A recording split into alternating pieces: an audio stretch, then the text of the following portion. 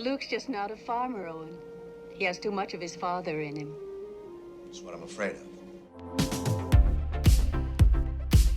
At the end of Rise of Skywalker, Rey buries Luke and Leia's lightsabers on the Lars homestead, and that got me thinking about how underappreciated Owen and Beru Lars actually are. Like a lot of kids, I wanted to grow up to be just like Luke Skywalker, probably because he was already a lot like me. We were both raised in the country, we loved action figures, and we each dreamed of having adventures out in the big wide world. Except Luke's adventures were like this, and mine are more like this. Now you are going to die. Oh, Lord help me, what? Luke was someone we aspire to be like. He had a strong moral compass. He was loyal to his friends. In fact, he was so loyal it was perceived as a flaw. I work too hard. I care too much. He beat the Empire not by being a great Jedi or waving his laser sword or blowing up the Death Star. He beat the Empire by seeing the good in other people. He's the Mr. Rogers of space operas. So how did little orphan Luke become such a good judge of character? Where did he learn his loyalty? Who helped him set his strong moral compass? That would be two salt-of-the-earth farmers, Owen and Beru Lars. These are two of the most overlooked characters in Star Wars lore. And look, it's easy to see why. Combined, they only account for 4 minutes and 30 seconds of screen time in A New Hope. And that includes about 10 seconds of their scorched skeletons. But New Hope is so economical that in those 4.5 minutes, we fully understand how Luke's foster parents shaped his worldview. In nearly every sentence, they are telling Luke what to do. Tell Uncle if he gets a translator, be sure it speaks Bocce. Not to have fun. You can waste time with your friends when your chores are done. Or just crapping on his dreams. You can go to the academy next year. Owen won't tell him about Obi-Wan, his father, or let him leave the farm. He knew my father? I told you to forget it. In every scene, they're repressing Luke in some way. Now this makes Luke seem trapped, so the audience will root for him to escape. We want him to leave the farm. Oh, Biggs is right. I'm never gonna get out of here. Obi-Wan even reinforces this narrative when Luke says he can't leave home. I can't get involved. I've got work to do. That's your uncle talking. The old Jedi Master is offering adventure, while all his family offers is hard work and sunburns. During that famous twin sunset, Luke's daydreaming about getting the hell away from these people. We do everything together. Shower together, sleep together. Now this is more than likely inspired by George Lucas's youth. His father, George Lucas Sr., wanted George Jr. to work in his stationery store, but Lucas told USA Today in 2008 that he refused to join the family business, swearing to his dad that he would never do the same thing every single day. George Lucas's first 2 films deal with the same theme of escape. THX 1138 is a model 70s dystopian sci-fi movie. Everyone is forced to conform to society. 2 people fall in love and they run away. We've gone far enough.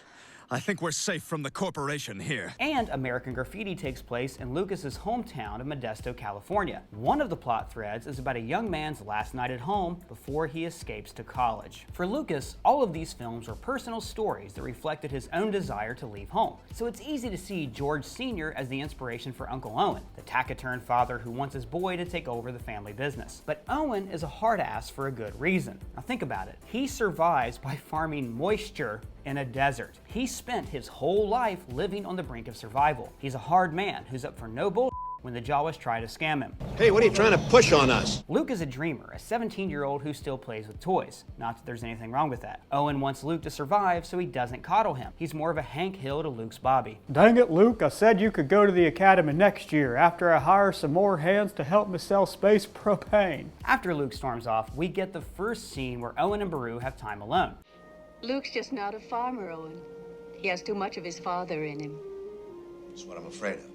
Now this private moment reveals Owen's motivations and hints at how much he loves Luke. Now he may not have known that Anakin became Darth Vader, but he did know that something bad had happened to him. So he's hard on Luke for his own good, to protect him from Obi-Wan's damn idealistic crusades. Think about the events of the prequels from Owen's point of view. You grow up a poor farmer, working your father's land. Your stepmom is kidnapped and murdered. Then a space wizard shows up, leaves for the night, then comes back drenched in sand people blood and carrying his mom's corpse. And then, 3 years later, a stranger brings you the baby of the guy you knew for one day. Now what would you do? But instead of turning him away, Owen and Beru raised the child as their own. What an immense act of kindness. This space wizard just handed them a lifetime of hassle. Now, it could be that Owen and Beru couldn't have children of their own. I mean, farmers usually do have big families to help out on the farm. So if they were infertile, they would see Luke as their miracle baby and would do anything to keep him from harm. But the reason I'm obsessing over these 4.5 minutes of screen time isn't so I can understand the Lars family, it's so I can understand Luke. Just like John and Martha raised a Superman, Owen and Beru raised a Jedi. I am a Jedi, like my father before me.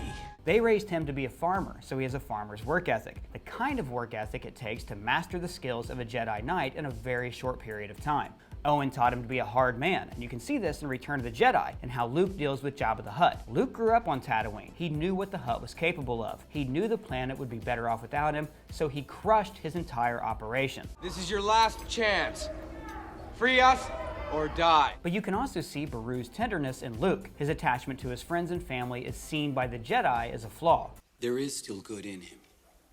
He's more machine now than man, twisted and evil.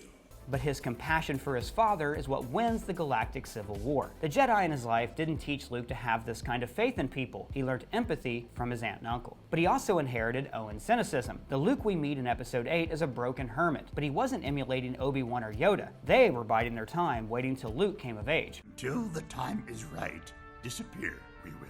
No, Luke was retreating. He was done with damn nihilistic crusades and wanted to once again live the peaceful life of a farmer like he was raised to do. After a trauma, it's normal for people to retreat into their childhoods. At this point, he probably wished he'd stayed on the farm and sees his life as just a big failure. But what pulls him back from exile is his love for his family. He doesn't want to see Leia killed. Now remember, Luke's first failure was letting his aunt and uncle die. That tragedy informed the rest of his life. That's why he goes against Yoda in Empire Strikes Back and interrupts his training to save Han and Leia. You must complete the training. I can't keep the vision out of my head. They're my friends. I gotta help them. That's why he believes so hard that his father can come back. Luke believes that family is everything because he was taught that by Uncle Owen and Aunt Beru. Alright guys, thanks for watching. If it's your first time here, please subscribe. For Screen Crush, I'm Ryan Airy. Did you see anything? No, sir. I didn't see you playing with your dolls again. Good!